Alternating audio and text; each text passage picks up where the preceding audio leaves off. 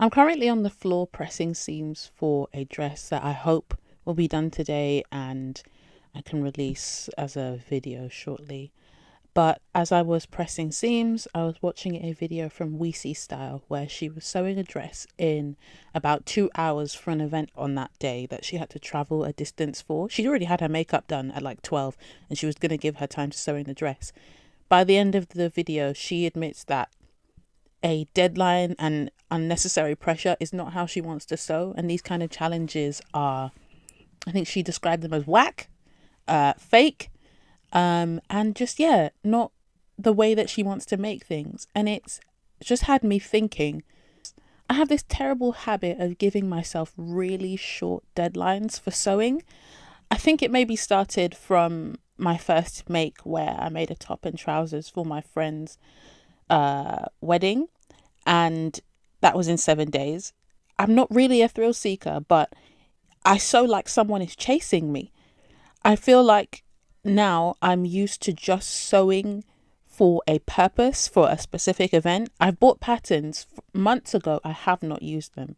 I feel like the knowing I have a time to wear a thing encourages me to do the research, the drafting, even the concept of a mock-up is something I'm taking seriously now because I want it to look right. I have to take responsibility for my actions, but I do believe that the influence of the sewing social media mentality is partially to blame. I see a lot of videos about sewing my dream wardrobe in 5 days or making my first fashion collection in 2 weeks. Just these arbitrary deadlines for things. I absolutely want to make clothes for this summer, but that's months. It's months. Why am I rushing to make all of it in 5 days? It doesn't make sense. Most sewing content you'll see is not in real time. It's sped up. It condenses hours of work into seconds, really days. You can work 40 hours on a dress and then, you see one snippet and it makes it look easy. But the more you sew, the more it reconnects you to the time, the skill, the fabric choices that it takes to make clothing. And that's not the thinking, the drafting, the mistakes. It's all that stuff. And you might get, an hour max on an extended video. I guarantee you, most people that sew a dress in 1 hour, they've put in many hours beforehand learning to sew that quickly and getting a lot of things wrong. The dress I'm pressing seams for, I technically finished. I finished it poorly because I did not want to buy matching thread. I thought I had one that was close enough. I ended up finishing the dress in the dark the night before and then sewing the buttons on the morning of to wear this dress to Retrograde with a special post-show Q&A with Coleman Domingo. I said, I want to wear fits. He's the co-chair for the Met Gala. I'm going to wear this fit. Yeah. And on my way there, people were complimenting me. The dress does have a swoosh to it. Swoosh. But I knew the hem wasn't finished and this woven material was unraveling at the seams on the central line. So I knew I had to just stop and make sure I finished this right. It's got like a hem on it now, but that will also be pressed.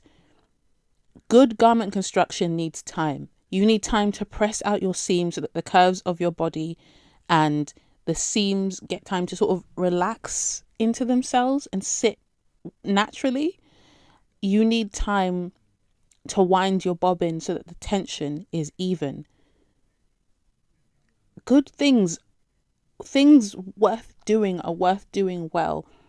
You can't do that when you're rushing like somebody is got your life on the line if you don't finish this garment. I've seen videos that say that sewing, particularly sewing as slow fashion, is a form of resistance. With the access to excess that late stage capitalism has given us, we have this real disconnect from how much it takes to make clothes and how much they actually cost. When you go fabric shopping and realize how expensive non-polyester materials are, you realize why everything's made of plastic. Plastic that's not going to last. Plastic that you can barely mend when you want to. It makes you realize that a t-shirt shouldn't be £5 and that somewhere along the line somebody is getting exploited so that you can buy this garment for almost nothing. I make effort to apply my clothes buying rules to my sewing, because if I don't plan to wear this in 5 years, what's the point? I want something that's going to last. I want the concept of slow fashion to be in my sewing practice. In that same breath, learning to mend means that things will last a longer time. Learning to mend well, not just that dodgy, patch it up kind of stitch. Learning good hand stitches, invisible hand stitches, so that the consumer cycle is a lot longer in my life and I'm not used to discarding things.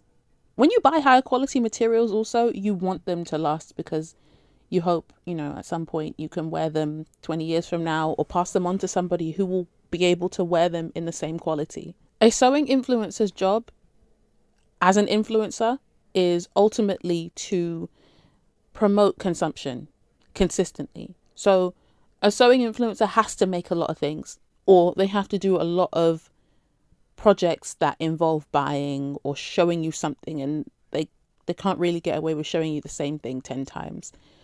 So I understand that's their role, but that's not my role. I know influencers in their role as semi-aspirational pseudo celebrities, that's not supposed to be shade, but we copy what they do. So we feel the pressure to do more, to produce more, to post more.